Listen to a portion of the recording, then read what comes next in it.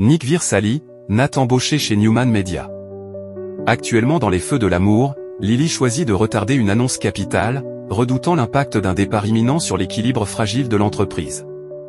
Tandis que William s'interroge sur les tourments de Connor, le jeune garçon se braque contre Adam, lui reprochant l'isolement grandissant de sa mère. Chelsea, effondrée, reste prostrée dans l'ombre, fuyant le monde extérieur. Adam, désemparé, tente de percer le silence. Sally, en observatrice bienveillante, tente d'apaiser l'enfant blessé. Dans le même temps, Victoria manœuvre froidement pour remplacer Sally, attisant la colère de Nick.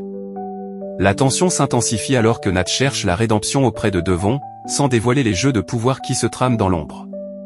Les inconditionnels du soap américain créé par la famille Bell ont rendez-vous à 11h sur TF1, juste après Amour, Gloire et Beauté pour évoluer dans la ville fictive de Genoa City.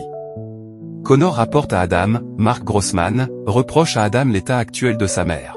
Selon lui, sa tristesse pour Johnny, Paxton Mishkind, prend le pas sur le reste et elle n'a plus de temps pour lui. Adam est désarmé. Sally les rejoint et elle félicite Connor pour son costume. Chelsea n'est toujours pas là. Connor indique que sa mère ne respecte plus ses promesses.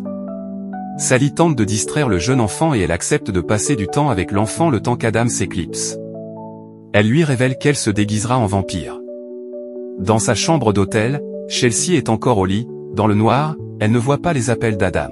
Il décide de se rendre à sa chambre d'hôtel et elle lui ouvre finalement la porte. Elle se rend compte qu'elle est en retard, elle n'a pas vu le temps passer.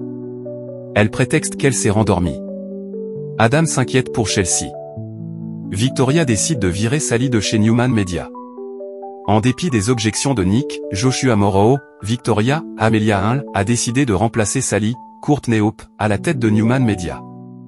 Elle espère donner le poste à Nat, Sean Dominic. Nick est surpris de ce renvoi du jour au lendemain et il accuse sa sœur de la sanctionner pour sa relation privée avec lui. Nick est vexé que sa sœur pense qu'il ne sache pas séparer sa vie privée de sa vie personnelle. Il n'accepte pas non plus que Victoria fasse confiance à Nat alors qu'il a trahi sa propre famille. Il reproche à sa sœur de se laisser dicter par ses sentiments personnels.